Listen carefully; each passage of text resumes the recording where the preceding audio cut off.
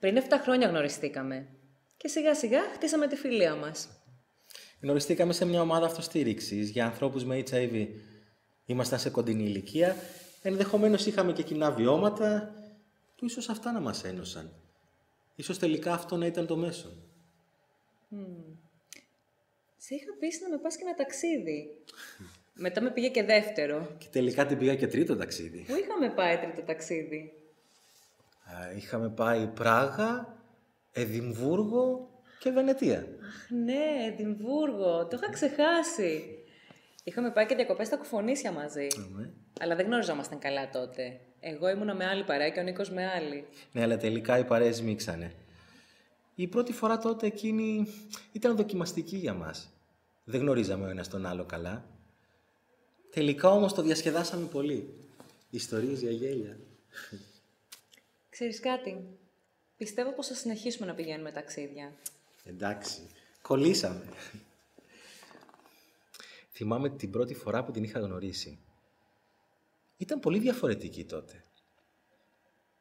Είχε έρθει, θυμάμαι, με τον αδερφό της και στο πρόσωπό της είχε μια θλίψη. Είχα κατάθλιψη τότε. Στο μήνα πάνω ξεκινήσανε και ομάδες αυτοστήριξης. Και κάπως έτσι τελικά δεθήκαμε. Ναι, πραγματικά με βοήθησαν πολύ ομάδες αυτοστήριξης. Ήμουν δε πολύ διαφορετική σε εκείνη την πρώτη ομάδα με τον Νίκο. Και πολύ διαφορετική στην τελευταία στην οποία συμμετείχα. Όλη αυτή η εμπειρία με έχει βοηθήσει στο πώς να είμαι μέσα στους άλλους. Να μιλάω, να ανοίγομαι. Εντάξει, όχι σε όλους, αυτούς που εμπιστεύομαι. Ό,τι μου έρθει στο μυαλό θα το εκφράσω, δεν θα σκεφτώ πώς θα με κρίνουν. Και εντάξει, δεν σημαίνει βέβαια πως εντός της ομάδας τους κάνεις όλους κολλητούς. Αυτός εδώ μου έκανε κλικ και κολλήσαμε. Μου άρεσε η παρέα του. Τι είναι αυτό που σου αρέσει σε μένα? Τι μου αρέσει? Μου αρέσει καταρχάς που είναι χαμηλού προφίλ. Αλλά έχει γέλιο απίστευτο. Γενικά το γέλιο που ρίχνουμε δεν περιγράφεται. Γενικότερα πιστεύω ότι οι γκέι άνθρωποι έχουν ιδιαίτερο χιούμορ. Δεν ξέρω αν είναι ακριβώς αυτό, αλλά ο Νίκος σίγουρα έχει αυτό το κάτι στο χιούμορ του και με κάνει να γελάω.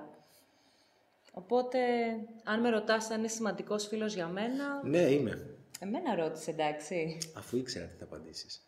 Ναι, είναι. Εσύ όμως δεν είπες. Τι σου αρέσει σε μένα? Σωστά.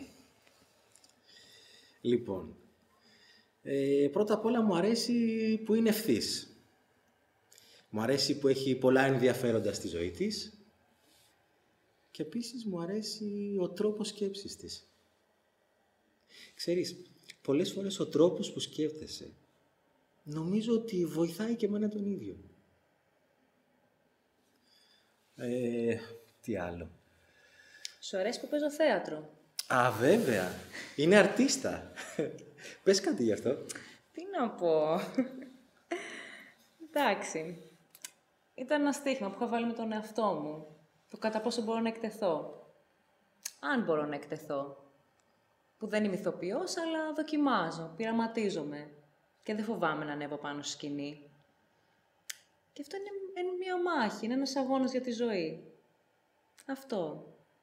Το ότι δεν παραδίνομαι, δεν κλείνω μέσα στο σπίτι μου να μετράω τις ώρες και τις μέρες μου. Είμαι καλά, στέκομαι στα πόδια μου, μπορώ να πάω όπου θέλω, να κάνω ό,τι θέλω. Γιατί να κάθομαι να μιζεριάζω? Δεν είναι ότι δεν μιζεριάζω και ότι είμαι η super wow και πάντα η διάθεσή μου είναι εκεί πάνω. Εννοείται πως έχω και τις καλές μου στιγμές και τις κακές. Γενικά όμως είμαι ικανοποιημένη από τον εαυτό μου. Δεν μου λείπουνε πολλά πράγματα. Ναι ρε, εσύ θυμάμαι, έβλεπα μια φωτογραφία σου τώρα πρόσφατα. Ξέρεις, ήσουν εκπληκτική. Ναι, και αυτό. Προσέχω πλέον τον εαυτό μου. Δίνω σημασία στην εμφάνισή μου. Παλαιότερα πίστευα ότι το μόνο που έχει σημασία είναι να καλλιεργούμε το πνεύμα μας και να διαβάζουμε βιβλία, να βλέπουμε ταινίες. Πλέον έχω συνειδητοποιήσει ότι αν δεν φροντίσουμε το σώμα μας, όπου εδρεύει το πνεύμα και η ψυχή μας, τότε είμαστε λυπείς. Ναι, αυτό είναι αλήθεια. Και τελικά νομίζω ότι όλο αυτό βγαίνει από μέσα σου. Πραγματικά από εσωτερικά.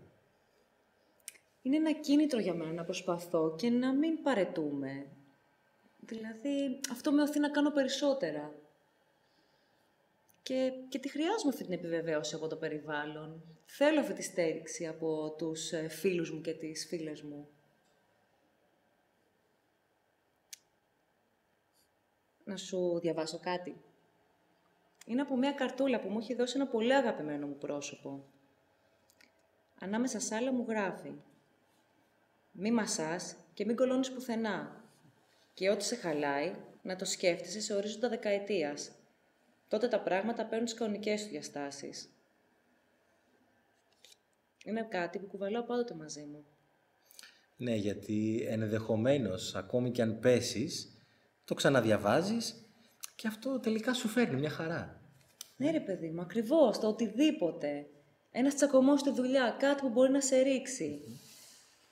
Πάντα στέκομαι σε αυτό το βάθος δεκαετίας. Πόσο σημαντικά θα είναι τα ζόρια που τραβάμε σήμερα, σε 10 χρόνια. Θα τα θυμάσαι?